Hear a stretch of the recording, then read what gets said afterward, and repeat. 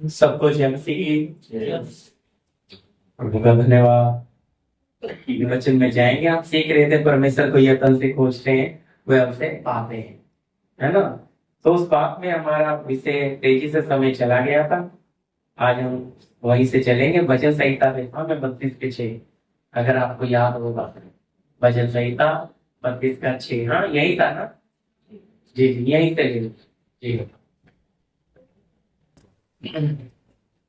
इस कारण हर एक भक्त उससे ऐसे समय में प्रार्थना करे जबकि तू मिल सकता है। नीचे जब जल की बड़ी बाढ़ आए तो भी उस भक्त के पास न पहुंचेगी। जी, धन्यवाद स्वर्गीय पिता। प्रभु यीशु मसीह आपके लिए वचन, इस विषय को प्रभु आपने गए अध्ययन से बातें की, और भी आपके वचन को हमें खोल कर यहाँ बैठे भाई बहन सबसे बातें करें। आपके पवित्र हाथों में इस समय को देते हैं। प्रार्थना यीशु मसीह के नाम से, आमीन। जी पढ़ेगा। इस कारण हर एक भक्त तुझसे ऐसे समय में प्रार्थना करे जबकि तू मिल सकता है। नीचे जब जल की बड़ी बाढ़ आए तो भी उस भक्त के पास न पहुंचेगी। इसके साथ ये भी 55 का 6 भी पढ़ देंगे, ताकि एसी या 55 का 6। जब तक यह मिल सकता है तब तक उसकी खोज में रहो। जब तक वह निकट है तब तक उसे पुकारो। जी, क्या लिखा है? जब तक यहोवा मिल सकता है तब तक उसकी खोज में रहो, जब तक वो निकट है। तो मैंने आपको निकट के बारे में बताया था, फिर आपसे सवाल भी किया था कि किसके निकट रहता है। मैंने आपको बताया था धर्मी के कि पापी के, है ना, पापी के। फिर धर्मी, धर्मी तो उसका अपना है ना, पापी दूर है। फिर टूटा और पिसा मन उसके, तो फिर यानी कि जब हम टूटते हैं तब और करीब आ जाता है। जब हम दुखों में हैं, तकलीफों में हैं, तब हमारा बनाने वाला हमारे नजदीक है। इसी प्रकार हमारे जीवन में जो समस्याएं हैं, जो क्लेश हैं, वो इसलिए हैं कि हम उन्हें पार करें। समझे? शॉर्टकट ना ढूंढे, उससे बचने के लिए कोशिश मत करें, उससे भागने के लिए कोशिश मत करें।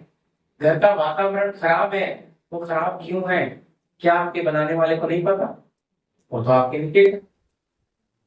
पति नहीं सुनता, बोली, पत्नी नहीं सुनती है, विरोधाभास है, कलेश है, प्रभु के पीछे चल रहे हो, समस्याएं हैं, बच्चे बिगड़ जाते हैं। तो आपकी और मेरी, हमारी जो लड़ाई है वो लहू मांस की नहीं है, हमें पता है। फिर किससे? शक्तियों से। तो शक्ति ने आके पकड़ा ना। अब लड़ो, और लड़कर जय पाना है। हम उन बातों के सामने घुटने टेक देते हैं यार, परेशान हो गए। या फिर वो वचन भी कहता है ना, झगड़ालू पत्नी के साथ रहने से जंगल में रहना उत्तम है। पर जंगल में रहना उत्तम है, लेकिन प्रियो प्रभु में बढ़ेंगे कैसे? लोग तो बोलेंगे देखो परिवार कर लिया और उसको निभा नहीं रहा। लोग ठोकर खाएंगे, पर हम उसमें रहकर, हम उस कांटे को, दर्द को सहकर क्या करेंगे? फूल में कांटा लगता है तो महक तो आती है ना। फूल को दर्द होता है कि नहीं? बोले जरूर होता होगा भाई, तभी तो फूल का पानी बाहर आता है। तो अगर हमारे जीवन में दर्द हो रहा है तो क्या आना है? सुगंध। आपके अंदर मसीह आया, अगर मसीह आया है तो क्या आएगा? उसको। मसीह नहीं आया तो बदबू आएगी। उसको कांटा नहीं चाहिए, उसको तकलीफ नहीं चाहिए। इसलिए मैंने आपको पिछली बार बताया कि अगर हम बोलते हैं प्रभु हमारे पास की पहचान क्या है, अगर आपके जीवन में सब कुछ ठीक चल रहा है तो कौन सी झंडा है? झंडी देते ना ट्रेन में, लाल झंडी, खतरा है जी। अगर हरी झंडी चाहिए तो जीवन में क्या होना है? हालात में आप कहेंगे ये कैसी बात बोल रहे हैं, फर्स्ट रिकॉर्ड कर रहे हैं तो मेरा वचन के अनुसार है। अगर सब बात ठीक है, हम तो अब तक ये मानते हैं कि सब ठीक है, तो प्रभु हमारे साथ है। प्रभु नाव में थे, तूफान क्यों आ रहा है? बोलिए, पानी नाव में क्यों कर रहा है? प्रभु बैठा है। तूफान झीलें उठा उठा के नाव को पटक रही है, चेले बोल रहे ना सो, प्रभु आराम से सो रहा है। तो आपके जीवन में प्रभु आ गया, हालात इतनी है कि बस अब गए कि अब गए, और आप सोच रहे ये क्या बात है? यही तो पहचान है। उस कष्ट में, उस समस्या में पता लगता है कि आपका भरोसा प्रभु पे कितना है। आपको कितना अच्छे से पता लग गया कि इस बीमारी को, ध्यान से सुनिए, इस कष्ट को, इस क्लेश को, इन हालात को तैयार करने वाला मेरे साथ। तो ये हालात मेरा क्या कर सकता? क्लेश को, बुराई को रचने वाला आपके साथ है, तो बड़ा कौन? रची हुई चीजें लिखा है ना, विपत्ति को रचने वाला है, शैतान का रचने वाला। तो प्रभु ने विपत्ति को रचा है। अगर नहीं रचा होता तो हमारे जीवन में विपत्ति आती क्यों? और उस विपत्ति से हमें क्या सीखना है? वो विपत्ति प्रकट करेगी मेरे अंदर मैं प्रभु को कितना जानता। अगर विपत्ति आई है तो क्या हो जाऊंगा? सबसे पहली बात, वो विपत्ति से मेरे आसपास का माहौल दूर होते हैं। समझे? प्रभु ने क्यों माहौल दूर किया? अकेलेपन में क्यों ले जा रहा है? भाई भीड़ में तो सब चिपके रहेंगे, आप प्रभु से बात कब करोगे? अकेलापन इसलिए सब समस्या में सब दूर हो जाते हैं। जब आपके घर में चारों तरफ से समस्या आ जाए, है ना, भजन संहिता पढ़ने में है ना, क्या पढ़ा? 10 का 66। हाँ जी,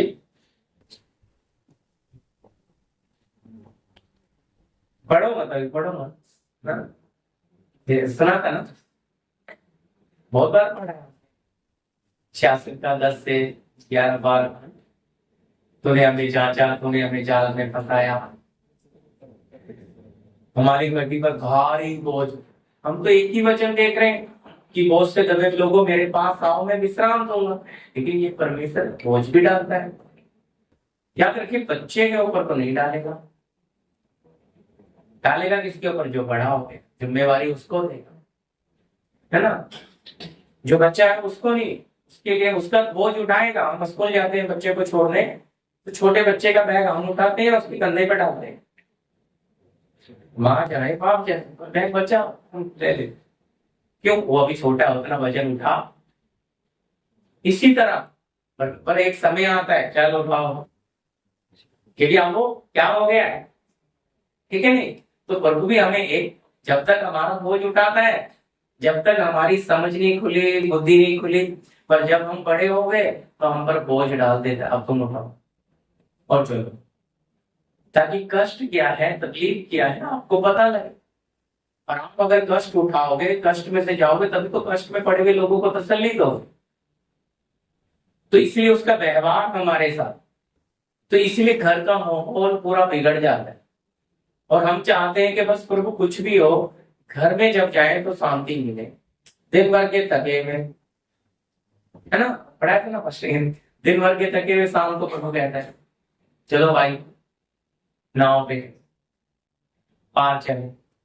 तो दिन भर के, आप भी दिन भर थक के घर पहुंचते हो, प्रभु तैयार रखता है तूफान और लहरें घर में, और आप कहते हैं यार ये क्या है? वो दिन भर तो थक तो क्या है, अभी सोचा था शांति की नींद लेंगे, चैन लेंगे, इधर तो पूरा हालत खराब है।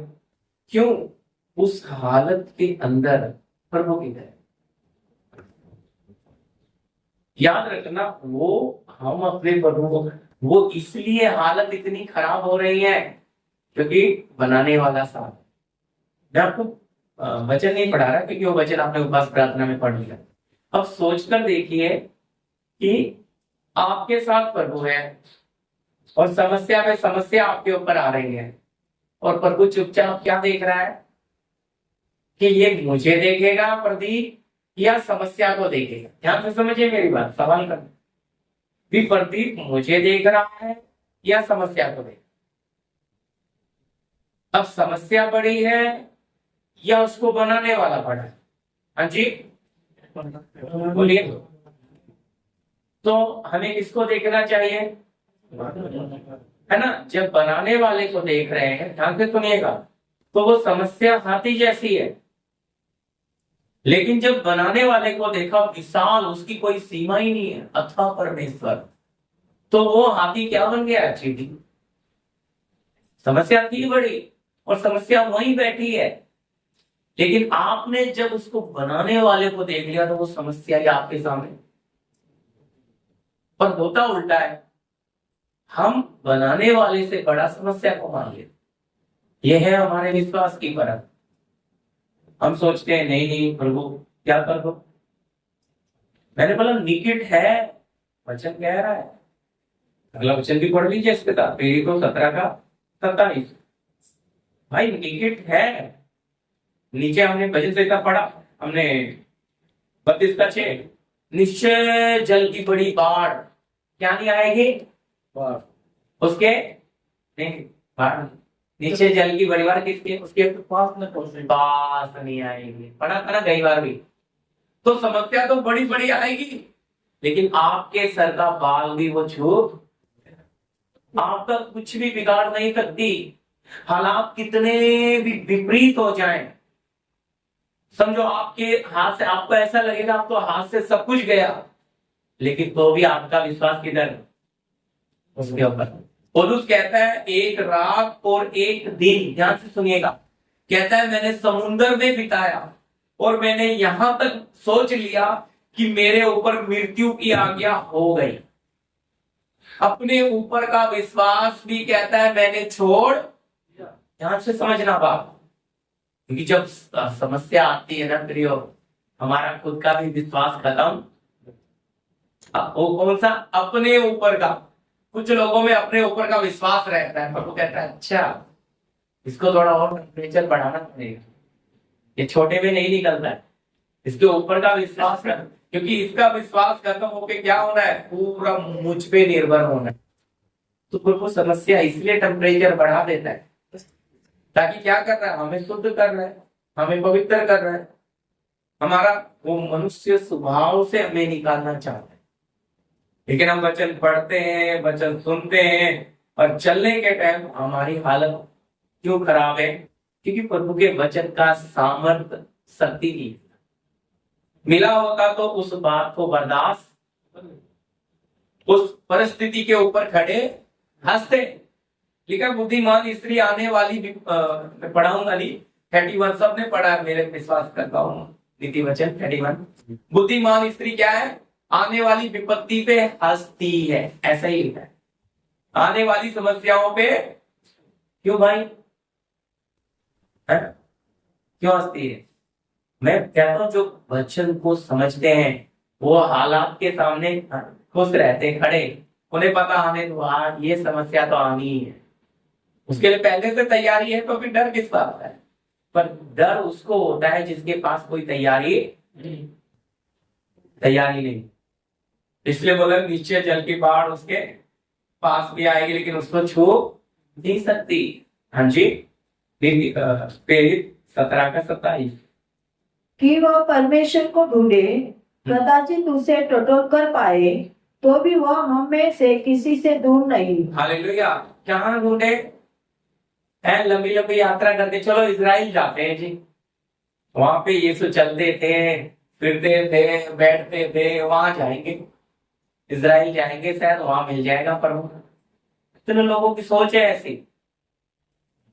अरे इजराइल को बनाने वाला परमेश्वर ने भारत भी तो बनाया है, सारी सृष्टि का रचने वाला तो वही है। इजराइल में चलने वाले इंसान जो है उनका भी पूर्वज कौन? आदम ही तो है, सबके अंदर वही तो खून है। आदम का ही खून नूह में था, नूह के 3 वंश बेटों से ही तो पूरी पृथ्वी पे वंश आया, कि कोई नया आ गया? वही है ना। इसलिए क्या कह रहा वचन? हाँ जी, फिर से पढ़िए सकते थे एक बार। कि वे परमेश्वर को ढूंढे, कि वो परमेश्वर को ढूंढे, कदाचित उसे टटोल कर पाए। हालेलुया। क्या लिखा है? कदाचित उसे टटोल कर पाए। तो भी वह हमें से किसी से दूर नहीं। क्या नहीं है? दूर है। दुनिया कहाँ कहाँ यात्रा करने जा रही है, लोग हज करने तरह कहाँ जा रहे हैं, वहां जाएंगे तो जीवन। लेकिन वचन क्या कह रहा है, कहाँ है परमेश्वर? मैंने बोला आपके निकट है, आपके करीब दिख क्यों नहीं रहा? क्योंकि आपकी आंखों पे जो संसार के चश्मे हैं, आपके मन में जो संसार भरा हुआ है, आपको वो पास खड़ा हुआ भी दिखाई नहीं दे रहा। आपका परमेश्वर आपके पास है? लेकिन हमें क्या नहीं हो रहा है? विश्वास नहीं है और दिखता भी नहीं ना। लेकिन तो प्रभु आपका दर्शन नहीं है। प्रभु आपको हम देखना चाहते हैं, आप कैसे हो। तो शैतान कहता वाह तो अच्छी बात है, ये प्रभु को देखना चाहता है। तो प्रभु को हम कैसे देखेंगे भाई? जो 40 दिन 40 रात दो दो बार रहा, वो प्रभु को नहीं देख सका मूसा। यमुना प्रिय चेला प्रकाशित वाक्य में देखा तो पैरों पे मुर्दा सा चिपका लिखा, उसके पैर उत्तम पीतल के समान जो अब भट्टी में से ताए गए। वहां पे पूरा प्रभु यीशु का ईश्वरी स्वभाव बताया। वहां कोई रूप नहीं है। रूप सर मैंने आपको बताता हूँ, सफेद बाल के आदि आंख की ज्वाला, आंखें जो है वो नेचर क्या बता रहा है, जिसपे पड़ेगा या तो जल जाएगा, भस्म हो जाएगा या शुद्ध हो जाएगा। क्योंकि आंख की ज्वाला है, सोने को आग में डालो क्या हो जाएगा, शुद्ध हो जाएगा। तो उसका नेचर है, उसकी जीव जवान दो धारी तलवार वचन। तो वो जो पांव तक का पहना हुआ कपड़ा, वहां वो सब ईश्वरीय स्वभाव हो। वहां यीशु तो है ही, क्योंकि उसको देख के कोई जीवित नहीं रह सकता। यहाँ आता है वो तो बिल्कुल निकट है। तो निकट हम बोलते हैं ना, बच्चों में तो परमेश्वर है ना? ज्यादातर लोग बोलते बच्चा तो परमेश्वर का रूप है। 5 साल तक तो उसको दुनिया पता ही नहीं है क्या अच्छा क्या बुरा, उसके लिए तो सभी कुछ अच्छा है। लेकिन जब अच्छाई बुराई पता लगनी शुरू हो जाती है तो उसमें भी पाप ढूंढने। पाप ने क्या कर दिया, लोगों को अंधा कर दिया, और अंधे हो गए इसलिए क्या करते हैं, परमेश्वर पास होते हैं भी किधर ढूंढते हैं? हाँ जी, कुछ यात्राओं में ढूंढ रहे हैं, कुछ अपने शरीर को पीड़ाएं देकर ढूंढ रहे हैं, कुछ बलिदान करके ढूंढ रहे हैं, कुछ अपने शरीर को क्या कर रहे हैं कि बाल नोच नोच के निकाल के क्या कर रहे हैं, संन्यास बन के सब त्याग के किसको ढूंढ रहे हैं? लेकिन वचन कितना साफ कहता है, वो हमारे निकट है। हाँ जी, हमसे दूर नहीं है। क्योंकि इस पृथ्वी पर प्रभु का जो सबसे कीमती अगर कोई है तो वो प्रभु की कलीसिया, प्रभु के लोग। हमें जीवते परमेश्वर के मंदिर, लेकिन मंदिर योग्य होना, हमारे अंदर उसके प्रति वो भूख होना। ठीक है ना? हम देखेंगे 4 बजे उठ के पंडित जी मंदिर धोते हैं, घंटी बजा, और हमसे नहीं उठा जाता। हम कहेंगे यार इतनी सुबह उठ के करना क्या है, क्या करें इतनी जल्दी उठ के? हाँ उठेंगे 7-8 बजे उठ के आराम से प्रार्थना कर लेंगे। लेकिन वो क्यों 4 बजे उठ रहा है? वो क्यों आग के ऊपर चल रहा है?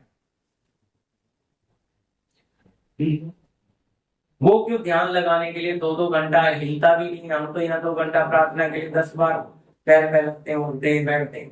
हमसे वो 1 सेकंड के लिए भी 3 घंटे तक हिलते ही नहीं है, ऐसे ही बैठे रहते हैं। यानी कि फिर ऐसी क्या बात है? वो भी तो ध्यान लगा रहे हैं, और उनका भी परमेश्वर ज्यादा शक्तिशाली है भाई, जो हिल भी नहीं रहे वो। और हमें तो बैठना, हमें तो नींद भी आ जाती है। परमेश्वर की उपस्थिति में नींद आना बड़ा खतरनाक है। पाप का एक प्रतीक को बताता है अंतिम में। क्योंकि जीवन में जब कुछ पाप पड़ा रहेगा तो हमें क्या आएगा, तो नींद की दुष्ट आत्मा हमें तंग करेंगी, है ना। मैं आपको बताता हूँ, तुमकेदास बताते थे कि अगर किसी के पास सूखा मछली है और वो जा रहा है तो उसके पीछे कुत्ते पड़ गए, तो गली में जितने कुत्ते थे, 1 से 2 4 5 6 कुत्ते हो गए। तो एक भाई ने बोला, अरे भैया तेरे पास क्या है? बोलता है थोड़ा सा सूखा मछली। बोलता फेंक दे इधर। और जैसे ही सूखा मछली फेंक दिया, कुत्ते आगे उसके पीछे। अब आपके पीछे शैतान क्यों आ रहा है? बोलिए। उसका माल है। हाँ, उसका माल आपके अंदर है, उसका सामान पड़ा आपके अंदर, पीछे पड़ा है भाई वो, और फेंकने का मन नहीं है। कुछ तो मरते मर जाएंगे लेकिन क्या नहीं करेंगे ना, प्रभु देख, प्रभु तुझे सब दे दिया, बस ये बात मेरे मन, ये मेरे लिए रहने पर। प्रभु कहता है 99% नहीं, 100% मुझे आप चाहिए। ये एक बात भी, बस अब्राहम में एक ही तो कमी थी, है मित्रता। कहता बस क्या कर, तूने जो बेटा अंदर बिठा लिया ना, इसे बाहर निकल। उस धनवान में भी एक ही कमी थी। यीशु बोला अपना सब कंगालों में बांट दे, मेरे पीछे और मैं तुझे स्वर्ग में। उसका चेहरा अपने बारे में बता रहा है, मैं उपवास रखता हूँ, आज्ञा मानता हूँ, सब करता हूँ, लेकिन यीशु कहता है एक भी तो घटी होगा, बस वो। क्योंकि तू अपने सुख के पीछे, वो सुख छोड़ सकता है क्या? इसका मुंह उतर गया। अच्छा नहीं लगेगा आपको, कहेंगे क्या आप क्या इस तरह से बात सिखा रहे हैं। ये कड़वी सच्चाई। सुनिए, जब कहीं ने तो तुरंत क्या कर दिया, आधी संपत्ति कंगाल को दे दी। आप जिसका लिया था 4 गुना लौटा दिया, 4 गुना। कंगाल हो गया जब कहीं यीशु ने घर में कदम रखा है, यीशु जब कहीं कंगाल, कुछ भी नहीं बचा जब कहीं के पास। और प्रभु कहता है ये परमेश्वर का बेटा है, कहता ये अब्राहम की संतान ने चुना, आज इस घर में उद्धार। कंगाल व्यक्ति प्रभु तूने कंगाल करके उद्धार दिया। ये कैसा ईश्वर है? कंगाल का मतलब संसार निकाल के खाली करके फिर स्वर्ग भरा। आप चाहते हैं थोड़ा संसार भी रह जाए और थोड़ा, तो कष्ट कब तक है? वो कष्ट जब तक पास है, जब तक संसार बाहर पूरा। तो इसलिए कष्ट फायदा है या? हाँ जी, पहला पत्रस 4:1, पहला पत्रस 4:1। इसलिए जबकि मसीह ने शरीर में होकर दुख उठाया, तो तुम भी उसी मनसा को हथियार के समान धारण करो, क्योंकि जिसने शरीर में दुख उठाया वह पाप से छूट गया। जी, एक और वचन पढ़ लेना इसके साथ। फिलिपियों की पत्री 1:29 वचन। फिलिपियों की पत्री 1:29। क्योंकि मसीह के कारण तुम पर यह अनुग्रह हुआ कि न केवल उस पर विश्वास करो, पर उसके लिए दुख भी उठाओ। विश्वास कर लिया, अब प्रभु लेके गया ना चेलों को बिठा के, रात को आती है भरनी समुद्र में। अब आपने विश्वास कर लिया, दिन भर थके हुए पहुंचे हम घर, तो प्रभु लेके आया। मैं कहता हूँ उस समय ना मालूम है चिड़चिड़पन आता है, गुस्सा आता है, हमारे अंदर की खुदी, हमारे अंदर की शारीरिकता, हमारे अंदर की मैं खड़ी होती है। फिर अपने आप को हम अच्छा दिखाऊं, फिर मैं पहले क्या था बोलो, दिमाग खराब करो मत। प्रभु को मानता हूँ चुप बैठता हूँ, प्रभु को नहीं मानता तो अभी मतलब अभी भी अंदर बता भी रहा है कि है अंदर छुपा हुआ, मत जगाओ, जाग जाएगा तो फिर हालत। यानी कि अभी उससे भी पता है कि कहीं ना कहीं है अंदर, शैतान को वही तो वो चाह रहा है, वो इसलिए तो आगा तो निकाल बाहर, आने दे बाहर। क्योंकि जब ये बाहर आएगा तभी तो क्या होगा, प्राण में लड़ाई होगी और आत्मिकता धरी की धरी रहेगी। सारी आत्मिकता लूट के ले जाएगा, आपको बर्बाद कर जाएगा। वो यही तो चाहता है। शैतान की युक्तियां यही है कि आपको प्राण में लड़ाए, पर परमेश्वर चाहता है आप आत्मा में लड़ो। समझे? आत्मा में, प्राण की शरीर की लड़ाई में कभी जाना नहीं है। कितना ताकत लगा। फिर तो कहता है क्या तू राजा है? कहता है मेरा अगर यहाँ का नहीं यहाँ का होता तो मेरे सैनिक आते और लड़ते, पर मेरा राज्य यहाँ का नहीं, मेरा राज्य है। तो पौलुस कहता है हमारी लड़ाई लहू और मांस की नहीं है। फिर हम उस बात में कैसे आ जाते हैं? देखिए, हम शरीर की बात में आ जाते हैं। ये एक ऐसा नेचर है, क्योंकि हमारा ये जो मांस है ना, इसमें पूरा मिट्टी है, और जब तक ये मिट्टी चिपकी हुई है ना, ये नेचर जाता ही नहीं, है ना। अवश्य वचन क्या है ना, अवश्य है कि ये तीन ईद दे, ये नासवान दे उस अविनाशी में। तो भाई ये शरीर अभी नासवान है, अविनाशी बना इसलिए नासवान है, तभी तो आ रहा है परखने वाला, तभी तो आ रहा है इस संसार का ईश्वर, तभी तो आ रही है इस संसार की शक्तियां, क्योंकि ये शरीर है मेरे पास। समझे? और शरीर के अंदर एक, मैंने बोला रिमोट भी है, रिमोट चलता है ना शारीरिक, इसलिए बाहर से बटन दबाता है। तो जब तक हमें ये शरीर है, और ये शरीर किसमें नहीं जाना चाहता? कष्ट में नहीं जाना चाहता। ये शरीर बोलता है मुझे सुख चाहिए, मैं दुख उठा, और आत्मा सकरे मार्ग की तरफ क्यों लेकर जाना चाह रही है? कि अगर ये कष्ट में जाएगा तो इसका मिट्टी का स्वभाव निकलेगा। इसलिए कष्ट आपके पास आया है तो आपको वो अच्छा लगता नहीं है। कहेंगे ये क्या? क्योंकि कष्ट के बाद याद रखना, जब हम कष्ट के ऊपर जय पालेंगे तो फिर कष्ट हमारे पैरों के नीचे होगा। आप बीमारी को हरा देंगे तो बीमारी के ऊपर आप होंगे। आप पैसे की तंगी कर्जे को हरा देंगे तो आप उसके ऊपर आ जाएंगे। अगर आप बोलेंगे नहीं पैसा बड़ा है, पैसा बड़ा है, तो फिर आप कभी भी पैसे के ऊपर आप बोलेंगे नहीं पैसा तू बड़ा नहीं, मेरा बना नहीं, मैं बिना खाए के खाने के भी चल, मैं बिना चीज, ये विश्वास आपके में ये होना।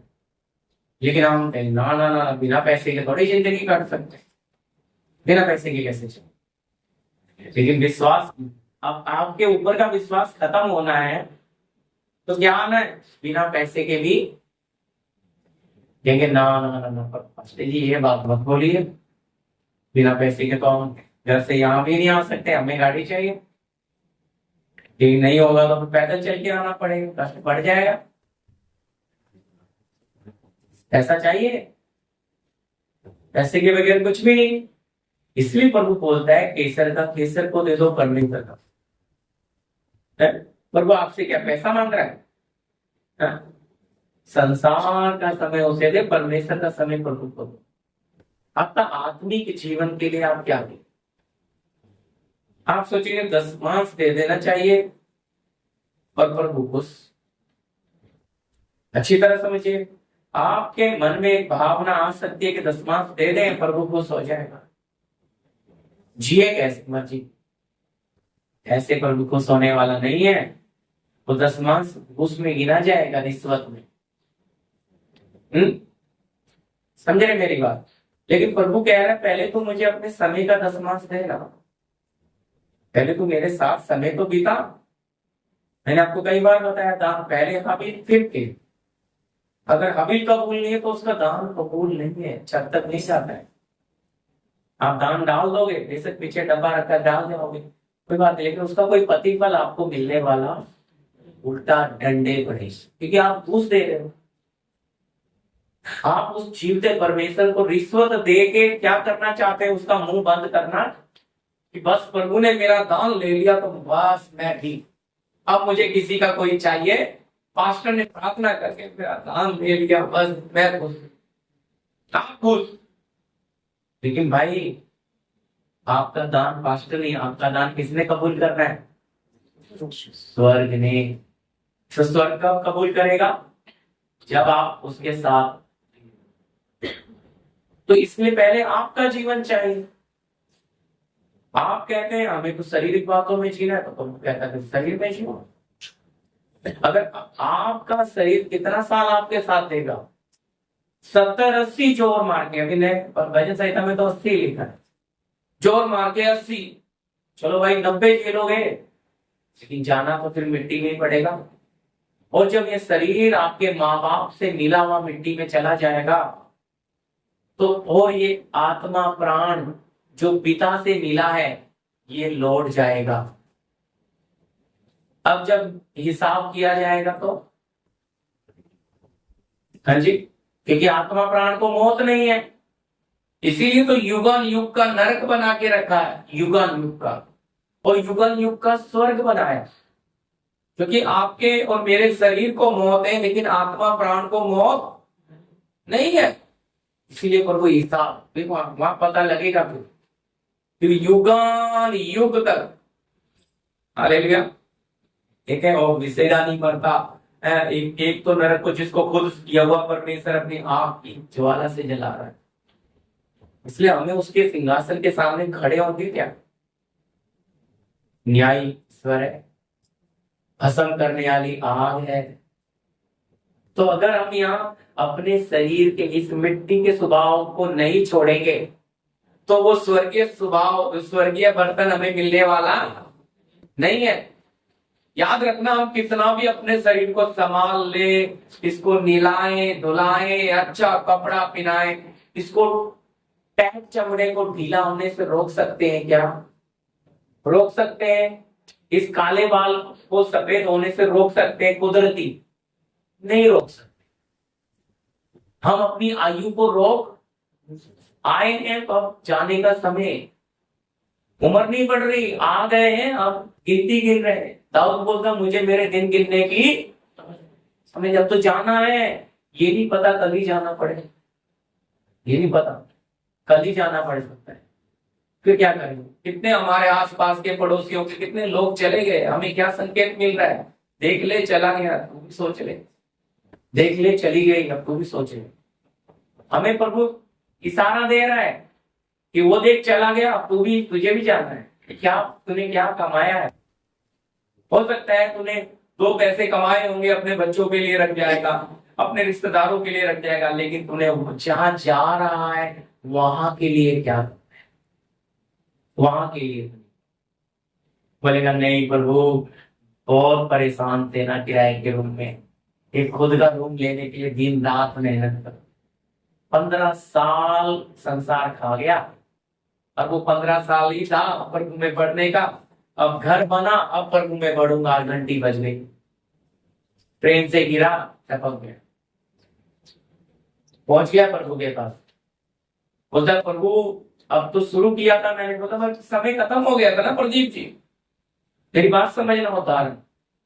ठीक है, मैंने तुझे 15 साल दिया था मुझ में पढ़ने के लिए, लेकिन तूने क्या कर दिया? वो 15 साल दे दिया संसार। अब कहाँ? अब तो इसमें कौन सा रूप आएगा? ये बड़ा धोखा होगा लोगों के साथ। प्रभु में आ गए वो काफी नहीं है, आप में वो रूप आना है, वो पहचान, वो तो आपके करीब ही है, उसे ढूंढने थोड़ी जाना है। आप अपने घर में, मैं कह रहा हूँ, घुटना डाल के आप बैठो, उसकी उपस्थिति ना मिले तो कह देना, वो आपके रोम पे ना मिलेगी, क्योंकि जिंदा परमेश्वर है, पत्थर मिट्टी नहीं है, बात करने वाला ईश्वर है। तो वो तैयार है, लेकिन हम कितना करें? दिक्कत तो यही आती है ना, तो मन से बैठेंगे तो भाई प्रभु को कहाँ पसंद है? ना इधर ना उधर। हम संसार भी साथ साथ घसीट के चलते हैं, और थोड़ा प्रभु को भी।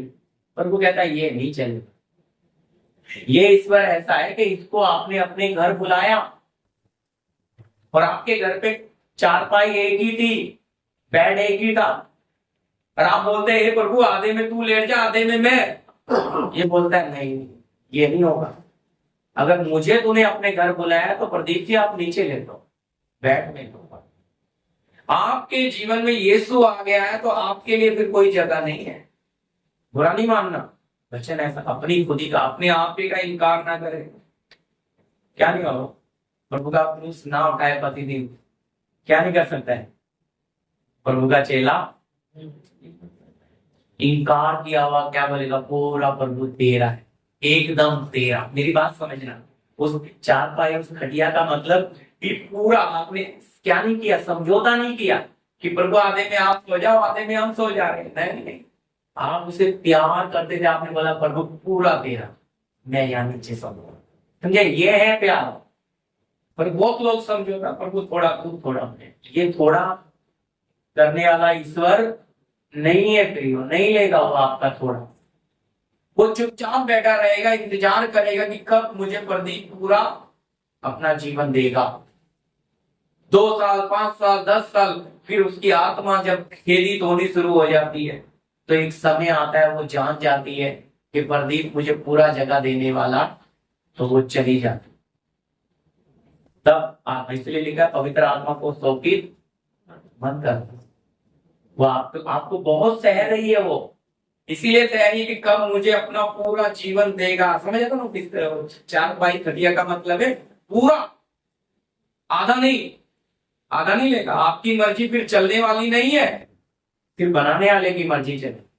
और वो तो कह रहा है फिर भाई आपकी पिसाई टूटे ऐसे ही हो, आप पिसाई, तभी तो असली रूप आएगा।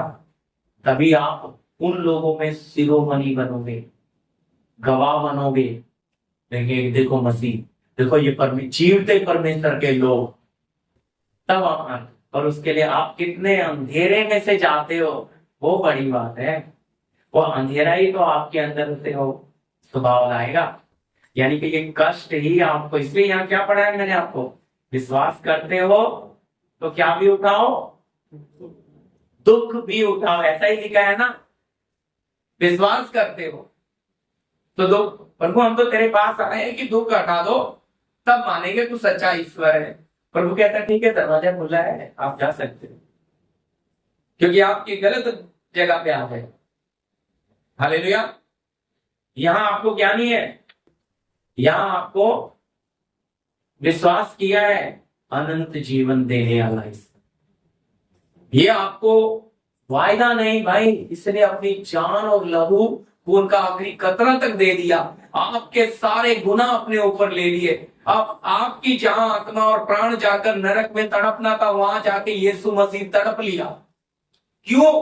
ताकि अब मेरे बच्चों को वहां जाना, जो उस पर विश्वास करता है वो क्या पाएगा? अनंत जीवन। इसलिए वहां लिखा है जो कोई, परमेश्वर ने जगत से ऐसा प्रेम किया कि अपना एक लौता पुत्र दे दिया, ताकि जो कोई क्या करे, जो कोई का मतलब है हिंदू मुस्लिम सिख ईसाई बुद्धिस्ट जैन, कोई भी क्रिश्चियन कैथोलिक, कोई भी, सब जो कोई विश्वास करे अनंत जीवन। उसने ये नहीं बोला विश्वास करोगे घर मिल जाएगा नौकरी मिलेगी ना, अनंत जीवन का वायदा करता है। हालेलुया। युगान युग का जीवन। क्योंकि वो मैं बोला ना, जो ये पौलुस लिखता है, अगर कोई मनुष्य इसी जीवन में एक अच्छा घर, अच्छे बच्चे, अच्छा परिवार पाने की इच्छा रखता है, पर प्रभु दे भी देगा, पर वो अभागा है इसी जीवन में। वो धनवान क्यों मुंह छोटा होकर लौट कर चला गया? प्रभु बोलता है एक घटी, एक अपना सब दान कर दे मेरे पीछे, मैं तुझे। उसका चेहरा उतर गया, वो सुख में जी रहा था, बहुत धन, ऐसा शब्द लिखा है, वो बहुत धनी था। उस करोड़पति आदमी को सब दान करके गरीब जीवन जीना उसके लिए बहुत मुश्किल है, बहुत मुश्किल है उसके लिए। पर प्रभु उसने वो 70-80 साल का जीवन चुन लिया, पर जीवन युग का नरक। अब वहां नरक में बड़ा पछताना होगा कि यार मौका तो मिला था मुझे, लेकिन मैंने क्या कर दिया। इसलिए हमें भी एक समय, हम में से, मैं ये नहीं कहता, मैं तो चाहता हूँ भाई सभी जाए, लेकिन अगर हम में से कोई फैल हो जाएगा तब पछताने से कोई मतलब, क्योंकि ये बर्तन टूट जाने के बाद कोई मौका, इस बर्तन में रहते रहते मौका है। याद रखना, समस्याएं आपके पीछे तभी हैं क्योंकि समस्या को क्यों है, बनाने वाला पास है, बनाने वाला पास है, हालात बिगड़े हुए हैं। वो नाव में बैठा है, यीशु सो रहा है, अब वास्तव में सो रहा है कि आंख बंद करके पड़ा है, प्रभु ही जानता होगा। लेकिन चेले तूफान तेजी से बढ़ रहा है, सब बढ़ रहा है, लेकिन चुपचाप पड़ा है, कोई हलचल नहीं। चेले बोल रहे हम नष्ट हो रहे हैं। उठाया, प्रभु तू उठ, तू तो सो रहा है, हम यहाँ ना सो रहे हैं। लेकिन पर क्या प्रभु को नहीं पता? बोलिए, बनाने वाला जीवन में आ गया, समस्याएं आई, वो समस्याएं प्रकट करी, ये है वो। आपके जीवन में जितना भी कष्ट है, परेशानी है, वो परेशानी प्रकट करेगी आप अपने बनाने वाले को कितना पहचान। क्योंकि अगर वो परेशानी आपको छू रही है, मैंने पढ़ा है भजन संहिता 32 का 6, पास नहीं आएगा, लेकिन आपके पास आ रहा है। आपके पास क्यों आ रहा है? क्योंकि आप अभी तक बनाने वाले को पहचाना ही, बनाने वाले की पहचान में पड़ा। इसलिए पौलुस कहता है जब तक हम मसीह की पहचान में एक ना हो, उसके पूरे डीम डोल तक, कद काट, हिंदी में कद काट, ठीक है, हाइट तक, डीम डोल तक ना बढ़ जाए, कद काट मतलब प्रभु की पहचान में हमें उतना जाना है। हम तो क्या सोचते हैं, नहीं नहीं नहीं, प्रभु सुख में लेके चलोगे तो हम दूसरों को क्या से सुनिएगा, दूसरों को गवाही देंगे, हम प्रभु में आ गए, देखो अच्छा घर मिल गया, आप भी आ जाओ, घर मिल जाए। प्रभु कहता है ये नहीं चलेगा, तो मैंने तुझे घर इसलिए दे दिया, तेरी जरूरत थी, तो दूसरे को लालच क्यों दे रहा? फिर वो घर के लिए आएगा, मेरे लिए आएगा नहीं। समझा रही मेरी बात? तू मेरे लिए आया, मैंने तेरी जरूरत थी, घर दे दिया। तुझे 2 व्हीलर का बच्चा, परिवार बड़ा हो गया, 4 व्हीलर चाहिए था, मैंने दिया। पर तू ये गवाही मत दे कि देखो मैं प्रभु में आया तो प्रभु ने मुझे 4 व्हीलर दे दिया, ये तो गलत। तो उसमें लालच बोल रहा, उसको प्रभु नहीं दिखा रहा, उसको लालच दिखा रहा है। समझे? इसलिए प्रभु पहले हमें तोड़कर पीसता है। पूरा संसार हमारे अंदर से निकालने का कारण क्या है? ये प्रदीप अगर संसार अंदर से निकल जाएगा, बाद में इसको संसार की जरूरत है, प्रभु दे ही देगा, तो भी इसका मन उस पर लगा और ये दूसरों को बोलेगा भाई पहले निकालो, प्रभु को पहले पूरा पाओ। ये सब चीजें उसने वायदा किया है कि मांगने से पहले तुम्हारा स्वर्गीय पिता, लेकिन जब तक योग्य नहीं बनोगे वो देगा, तो उनके पीछे नहीं, उसे प्राप्त करो, बनाने वाले उसमें बढ़ो। लेकिन अंदर का जो भावना है, टटोल कर किधर देखते हैं? हम जब अपने आप को टटोलेंगे तो हमें हमारी जरूरत ज्यादा नजर, बुरा नहीं मानेगा, थोड़ी कमियां नजर आती। हाँ अभी उम्र तो हो गई, लेकिन अभी भी काम बाकी है। बच्चों की शादियां तो कर दी, लेकिन बच्चे खुश नहीं है, उनको खुश करने के लिए और भी कुछ कर लो। आपका जीवन भी आप दे दोगे तो भी वो खुश होने वाले। याद रखिए मेरी बात, हम इंसान को कभी खुश नहीं कर सकते। वचन ऐसा बोलता है, ये जो मन है ना, ये अथाह है मन, ये कभी भरता। देखो ना, हमारे अडानी अंबानी ने उनका पेट नहीं भर पा रहा है। अभी 1 रुपये में बिहार में खरीद लिया हमने जगह अडानी जी ने, हमारे मोदी जी ने इतना सस्ता करके दे दिया। क्यों? उनको कितना, और जबकि कोई पैसे की कमी क्या है। मैं आपको ये बात इसलिए बोला, भाई संसार किसके पीछे, उनको और चाहिए और चाहिए, और लेके कुछ नहीं चाहेंगे, और पूरी दुनिया को भी प्राप्त कर ले। यीशु मसीह बोलते हैं एक मनुष्य सारे जगत को प्राप्त करे और अपने प्राण की हानि उठाए तो उसे क्या? सारे जगत को। इसका मतलब पूरी दुनिया भी अगर वो पालेगा तो भी उसके लिए घाटा ही है। घाटे का सौदा यीशु बता रहे हैं। सारी दुनिया पाली उसने, लेकिन अपने प्राण का हानि उठाया तो उसे क्या? प्राण कहाँ चल रहा है? नरक में जाके तड़प रहा है, आत्मा प्राण उधर तड़प रहा है। पर अगर पहले ही जान लिया होता, इसलिए तो धनवान निधन लाजर का, जो वहां धनवान व्यक्ति होता है, पर लाजर को मेरे 5 भाई और हैं, अब्राहम को कहता है लाजर को कृपा करके भेज दे वहां, ताकि क्या करे, वो इस तड़प में, इस आग में ना आए। एक बूंद पानी के लिए वो धनवान तड़प रहा था, वो यीशु मसीह ने कोई दुष्ट नाम नहीं बोला, वो रियल असली घटना है। दर्शन, वो बात प्रभु ने वहां प्रकट किया।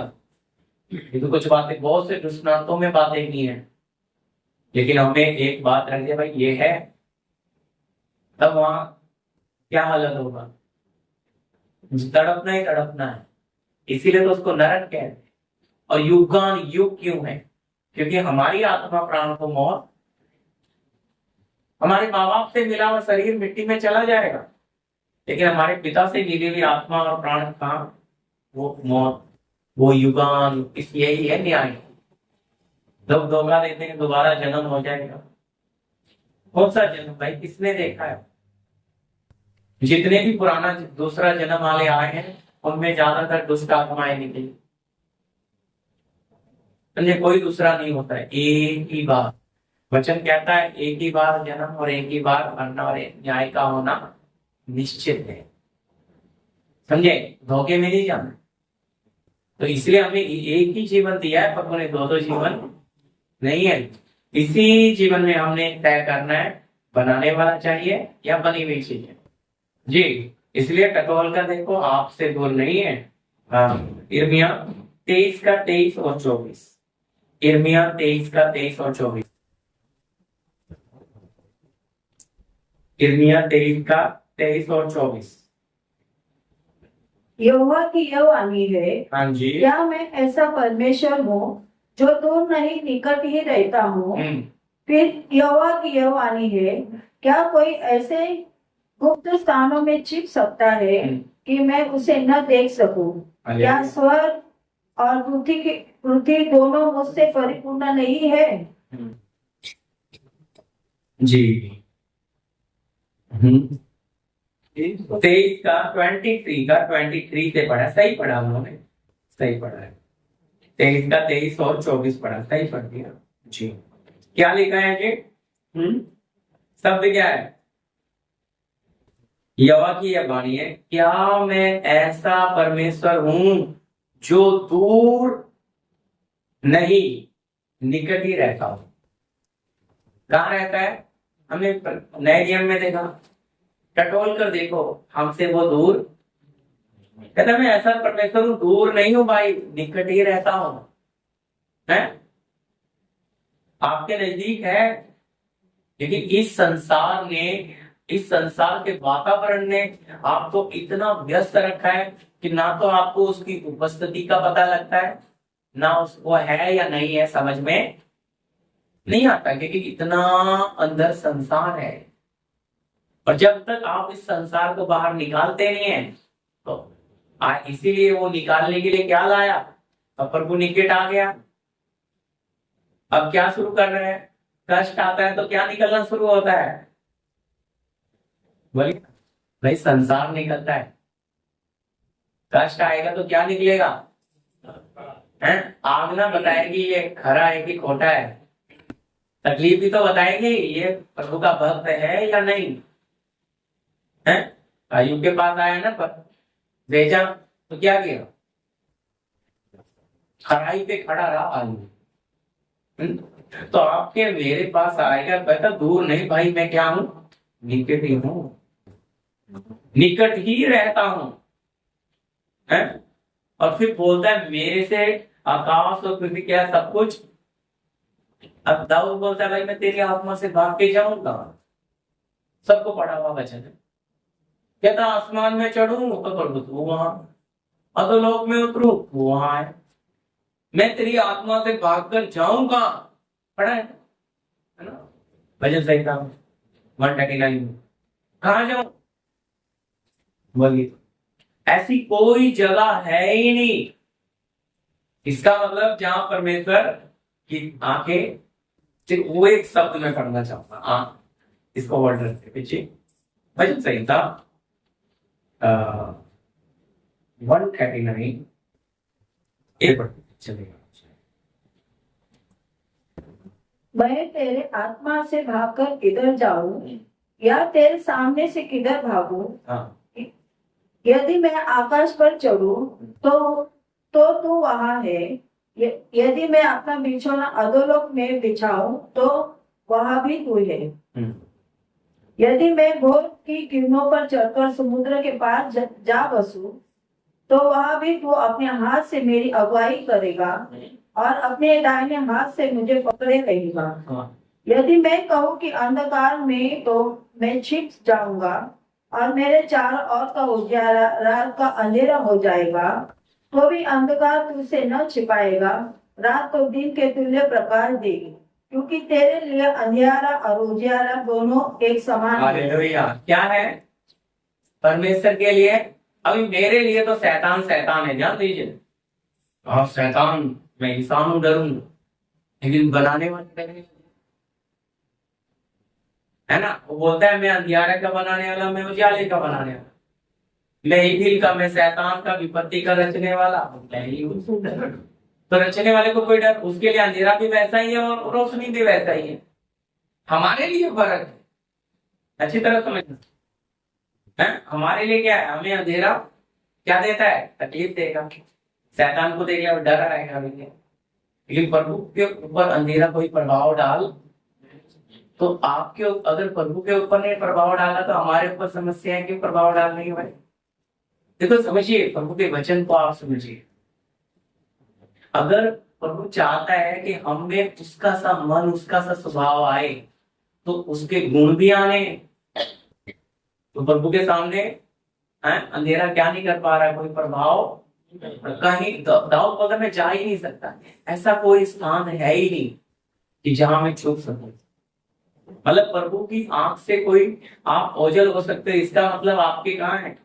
दूसरे वचन में लिखा है परमेश्वर की सातों आंखें पृथ्वी पर घूमती रहती है कि किसका मन उसकी ओर निष्कपट है। सातों आंखें, परमेश्वर की आंखें घूम रही है, हम नहीं छिप रहे, वो तो ढूंढ रहा है, देख रहा है। और जब समस्या हमारे पास आई है, वो समस्या क्या है? वो समस्या प्रकट, उस समस्या के ऊपर जयवंत हो गए। हमने उस समय ये नहीं कहना प्रभु हमें बचाओ, प्रभु इस समस्या पे हमें जयवंत, क्योंकि ये समस्या को आपने बनाया है, ये बीमारी को आपने बनाया, प्रभु आई है तो आपकी मर्जी से आई होगी, प्रभु इसमें मुझे शक्ति दो। आप बुखार में पड़े तड़प रहे हो, आप बीमारी में पड़े, उस समय क्या मांगना है? बोलिए। लिखा है ना प्रभु में और उसकी शक्ति के प्रभाव। शरीर ने जवाब दे दिया है, लेकिन आत्मा की शक्ति से। पर ये कब होगा? बोलिए। जब आप उसे क्या करेंगे? टटोल कर ढूंढ ले। कहाँ है? आपके पास ही है।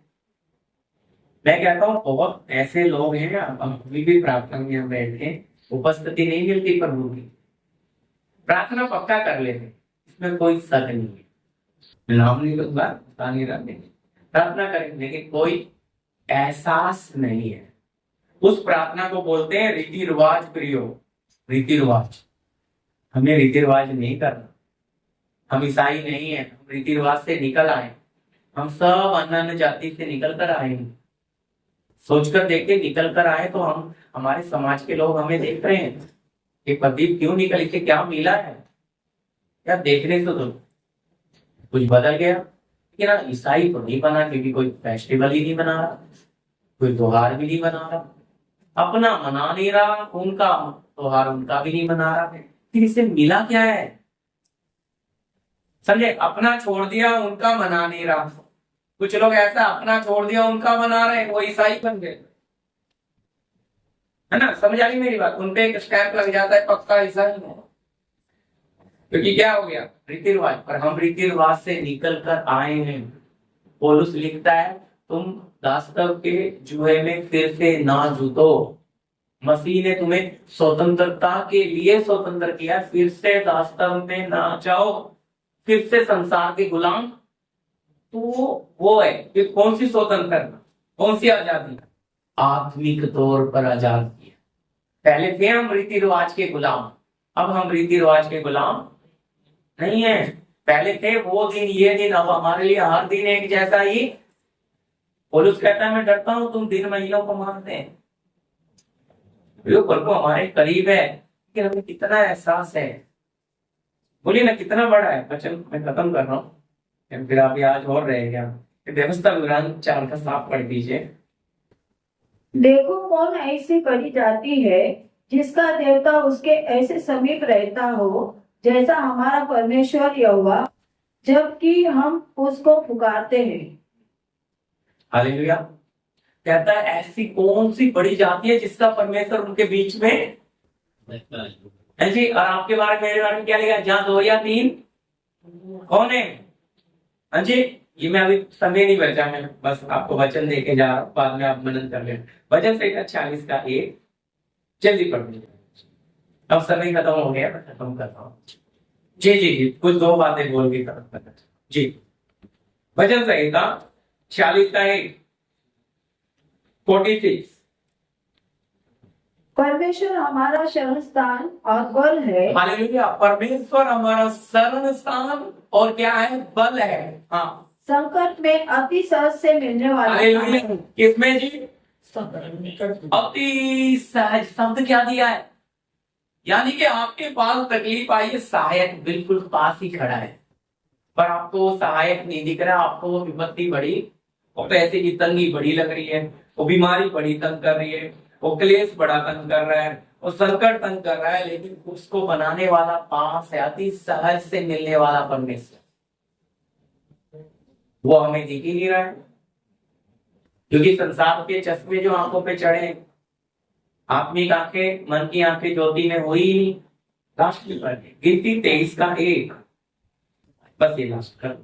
गिनती की किताब 23 अध्याय, गिनती 23 का 21 लिख लेना। 23 का 21 जी जी जी। उसने याकूब में अनर्थ नहीं पाया। हाँ, याकूब में अनर्थ नहीं पाया और न इसराइल में अन्याय देखा है। ना इजराइलियों में अन्याय देखा है। उसका परमेश्वर यहोवा उसके संग है। हालेलुया। उसका परमेश्वर उसके संग है और उनमें राजा की सी ललकार होती है। हालेलुया। ये बात पे मुझे बात करना था, बस समय नहीं बचा। कैसे प्रभु ने हमें राजा बनाया, राजा राजा की सी ललकार होगी, क्योंकि हम राजाओं के राजा के बच्चे हैं तो कौन होंगे? राजा होंगे। और राजा है तो आत्मिक लड़ाई भी लड़ेंगे। बहुत ऊंचा सौभाग्य पिता ने हमें दिया है, पर शरीर में नहीं। हाँ, फिर से बोलता हूँ, शरीर में नहीं है हमारी लड़ाई, शरीर में आत्मिक है। तो आत्मा में बहुत प्रभु ने हमें, तो देखो क्या नहीं होगा उनमें शब्द देखिएगा, है उसे परमेश्वर यहोवा उनके संग है और उनमें राजाओं की सी ललकार है। और ऊपर लिखा है, और इस्राएल में अन्याय नहीं देखा है। तो आप लोगों में खूबी, प्रभु के लोगों में वो कभी अन्याय करते? पौलुस लिखता है अन्याय करना नहीं, अन्याय सह लेना है। हम अन्याय, इसने क्या बोला? एक गांव में मारे तो दूसरे में तुम भी मार देना, है ना? क्या है? अन्याय करना बोला है कि अन्याय सह लेना है? यहाँ लिखा अन्याय करते नहीं है प्रभु के लोग, पर अन्याय सह लेते हैं। क्योंकि फिर कहता है पलटा लेना। देखा है ना इस्राएलियों के, उन्होंने पहलोठों को नील नदी में डाला, प्रभु ने क्या किया?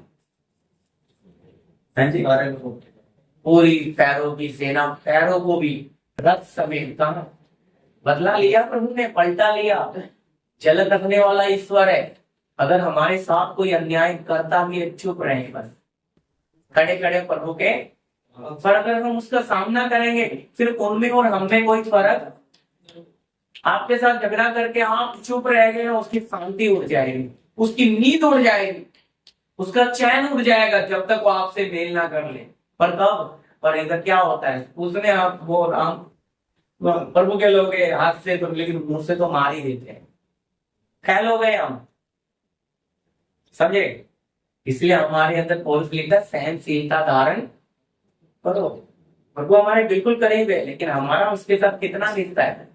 अब बोलो मैंने इतनी सारी बातें रखी, ढूंढने जाना पड़ेगा कहीं? दुनिया को जाना पड़ रहा है भाई, हमें ढूंढने जाने की जरूरत।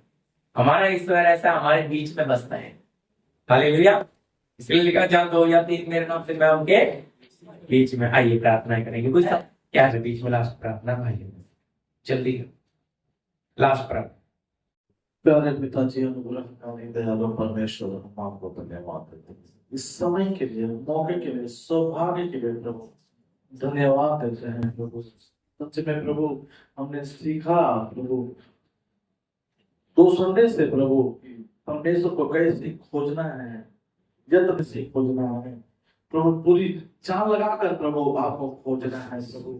प्रभु आपने कहा संकट में अति सहज से मिलने वाला परमेश्वर हूँ। पौलुस कहता है कि प्रभु मैं दरिद्रता में, उपद्रव में, नंगाई में, जोखिमों में आप उसके करीब में जो इतनी मुसीबत में होकर चलता है प्रभु, आपकी छाया उसके ऊपर काम करती हो, मतलब मैं ऐसा ही रहना पसंद करता हूँ।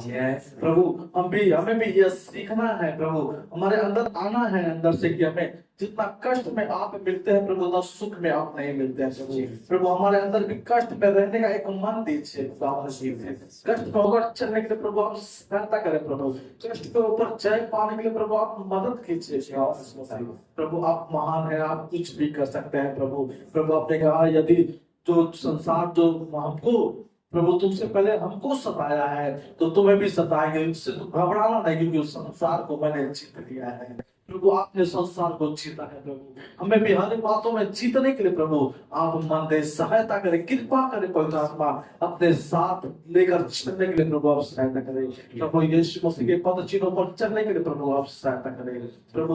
हम मनुष्य हैं, चलते चलते गिर जाते हैं प्रभु, लेकिन आपका साथ हमें हमेशा रहकर उठाकर चलने के लिए पवित्र आत्मा आप सहायता करें, मदद करें।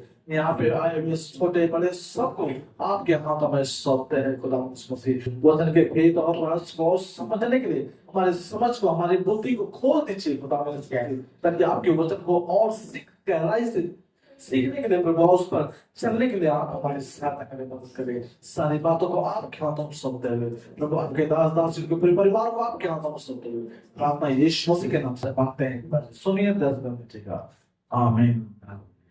अब पिता का प्रेम, पुत्र का अनुग्रह, पवित्र आत्मा की सहभागिता, संगति हमारे साथ तमाम संत लोगों के साथ और यीशु के दूसरे आगमन तक होता रहे। आमीन। सबको जय मसीह।